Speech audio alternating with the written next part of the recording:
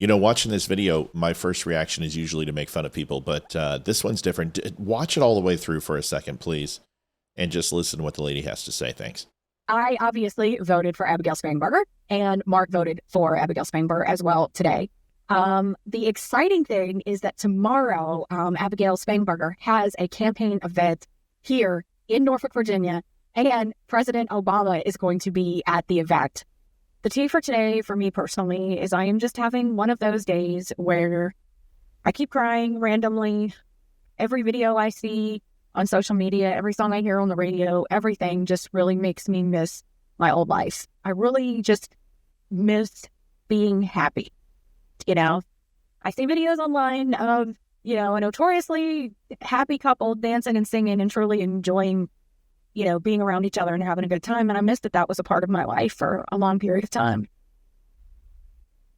One of the things that I miss about my ex-husband is the fact that we laughed all the time. We had 10,000 running jokes, inside jokes type things, and everything made us laugh together. I miss feeling hopeful.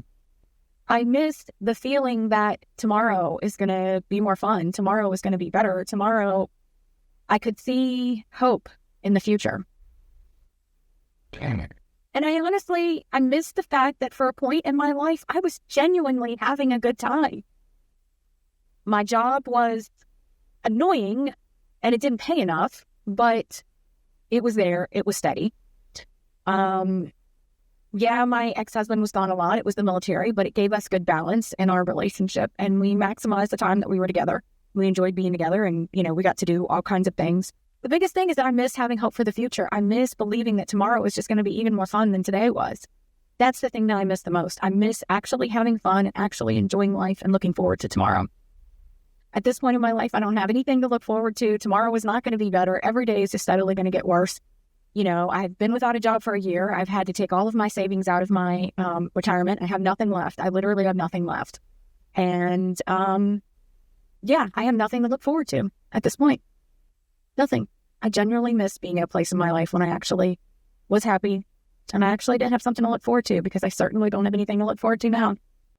When I first heard it, I absolutely was ready to tear into this woman. And then I stopped. And maybe it's because I've been going to church lately or some other reason. But I actually feel sorry for her. And I feel sorry for her because the problem that she juxtaposed and threw in front of everybody is the reason she's unhappy. And it has nothing to do with Obama. It has nothing to do with Spanberger or her voting in Virginia. It has to do with the fact that she had the answer after she put the surface level problem and fake happiness in front of it. I'll explain. When you focus on politics and politicians and have them define your happiness, there's nothing more prosthetic and non-organic than that. You see, politicians don't make you happy. And I know this because I just had a chance to meet 5 of them. And all of them I really appreciate, and I think they're great people. But none of them would provide that interest in me or investment in me unless they were running for office. They don't come to my house. They don't knock on my door. They don't ask to borrow an egg. They don't patch my kid's knee up when he skins it on the driveway. My neighbors do that. The community does that. And that tribe, so to speak, is where life is and where it begins and where it ends for most of us. And to be honest, most Americans don't escape that. They stay within that group of people for most of their lives. And if they do branch out, somehow they always come back home. In sociology, they call that the boomerang effect. And we may get lost along the way, and We may stray afar from our original path, but most people find their way home. But there are things that will ensure that you never do. And one of them is divorce. And separating yourself from somebody who you have committed to. And you make the solemn vow, for better or for worse. We've all said the words who have been married in one way or another, whether it's from a card or an anniversary gift, or when we're courting another person, or if we take the holy matrimony. But when you divorce yourself from a person who you have invested in, whether it be for a few days or decades, a part of you is left vacant.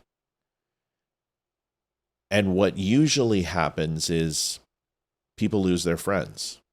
People ostracize themselves willingly from family, from children, from grandparents, uncles, aunts, and that network, that tribe that they had is somehow gone.